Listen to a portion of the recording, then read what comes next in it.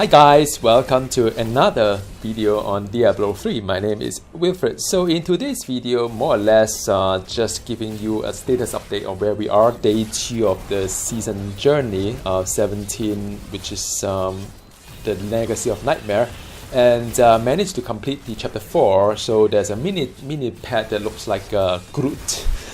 Those of you who play like Marvel heroes in the past, and I'll probably do a close-up on the pet in my next video, but in this video more or less just talking about the goal of this season, a little bit of like just showcasing to you our progress so far, the build that we are using, and towards the end a little bit of like solo Greater Rift 20 in order to finish the chapter 4 of the story.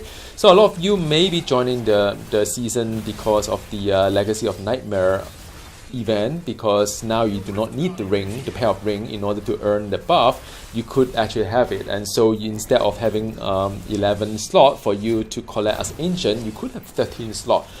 2 more options on the rings, as well as extra damage kind of like rating, as well as the damage reduction. So it's going to be rather interesting on where it is. So you know, every season is new to us because we don't know what kind of gear we'll get, and we don't know what kind of like a build we'll end up with. But more so in this season as well, because it's Legacy of Nightmare, we really have to depend on the kind of like an ancient that we'll be getting in order to build our character around it. Now of course there are metas. You could take a look at the leaderboard. So if you take a look at the Necromancer leaderboard, it's a little bit depressing because almost everybody is using the Skeleton Mage, Land of the Dead kind of like Singularity Mage kind of build, because face it, I mean, it's one of the most powerful kind of build out there. So you know, if we manage to get there with the Singularity Mage for the LON, that's fine. I mean, no, that's one option. Otherwise, I may continue with the Inarius. Inarius is a nice kind of like you know, build, I would say, because it's a melee kind of character, but you can build around anything because the buff is to Necromancer's damage output. It doesn't really restrict a lot of things. The only thing you need to have in an Inarius build is a bone armor. That, without saying, I mean, no, that is a good kind of like a damage reduction. And that probably be mandate 1 or 2 of the items for you to like you know, go for. But other than that, it's like a blank piece of paper. You can build anything around it. You can do a kind of pet build, you can build you know, just a one-man show kind of build as well. So so yeah, I mean, I think it's going to be rather interesting. It will be a you know, I think in this season, the goal for me is to experiment on what is out there, to see what we have at hand, and to see what kind of like you know, build we can cook up with. Now I don't think I'll be pushing High Rift for this season because High Rift kind of require you to make certain decision up front, and the decision that you make will then stick with the gear choice that you have, and then all the damn kind of augmentation, or the legendary gem of augmentation on the ancient we have to follow suit. So you know, I don't play that much in a way that I could just spam all my, you know, level rank 90 or 100 dam into, you know, all the ancient items. So I'll have to make certain kind of like a sacrifice. Perhaps I won't be augmenting as many gear as I would. So I'm looking at possibly like Greater Rift 80, 85. I don't know whether I can, you know, go that far without much augmentation, but I think that is the range. But more so it's just to you know, just an opportunity to test out different build. I mean, there are different legendary. Maybe we loot some interesting legendary and see whether it will work out or not. So that could be one option. Or I could just say that, well, you know, I try some of the LN kind of build, it's fun, but then I'll still go back to the Inarius and see what I can build out from it. That could be one option as well. So not quite sure what's going to happen, but I'm quite keen to see. I mean, you know, depending on loot as well. It could be any set items, any kind of like legendary items, and of course, like I said before, this season not only will we be playing a Necromancer, my wife and I will be going for a monk as well, because I haven't got a monk that's like level 70, and I haven't really played a monk, and because this season's conquest really require us to play 2 characters. You can't. It's going to be really hard to complete this season as a guardian.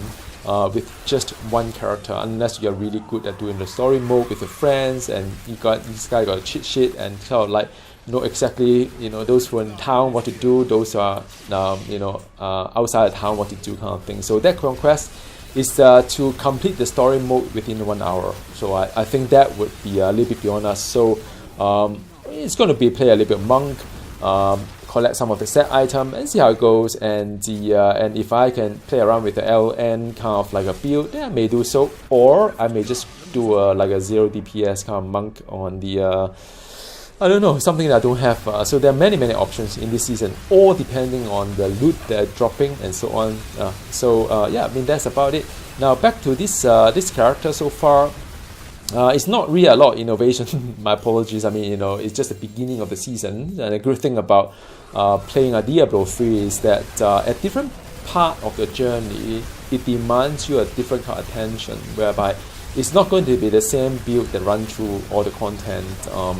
If you go for a kind of regular progression like what we are having here.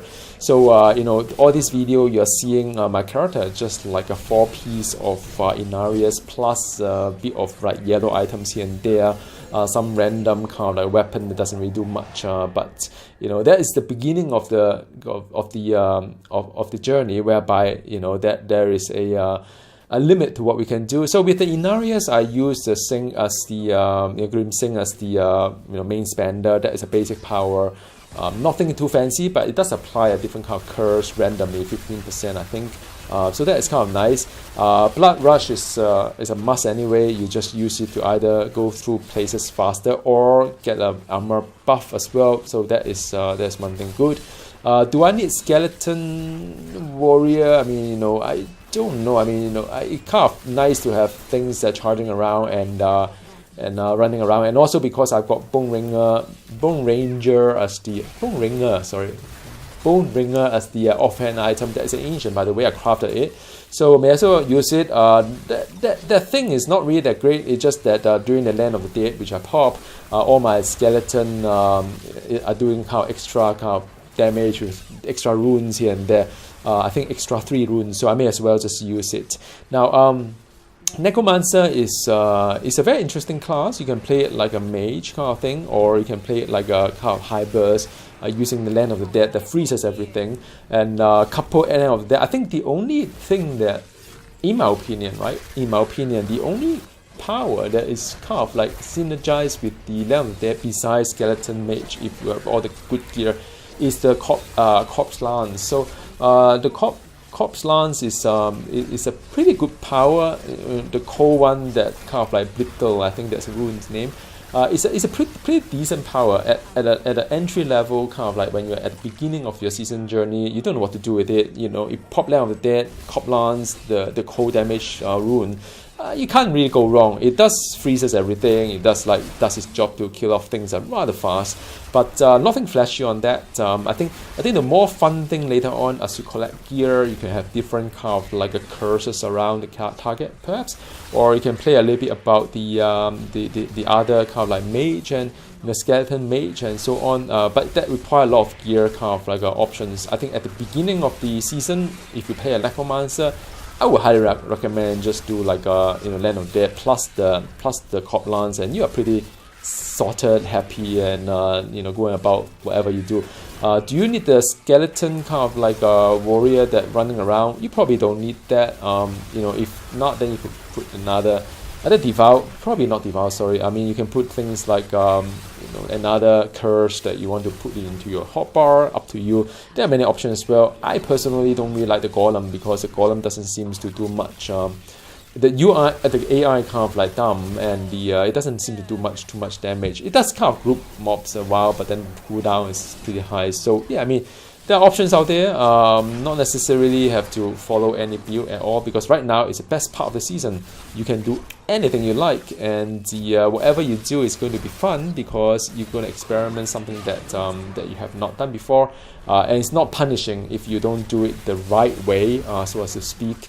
And you can just, like my wife is doing corpse explosion, which doesn't really do much, but it kind of like nice to have all these effects kind of explode together. All the mobs just keep like your whole screen kind of like vibrate and so on. So some like it. I mean, you know, so you can do almost anything at this stage of the season, the very beginning of part, which I think is kind of fun. And with LN, you can feel free to experiment anything you like, and feel free to do so. Now, this is the end of the video. I've done the solo of GR20. Not that, I mean, it's not a big deal anyway, but it's a milestone within the season journey. Get your pets and get your chapter 4 done, and from now onward, it's going to be the that dungeon, yes I know, and plus all other things that are going up to Slayer, Destroyer, and all the way to Garden. So have fun with season 17. You'll definitely hear a lot from us, and you know, let's grow up online if we are sort of like playing in the same time zone, right? Bye.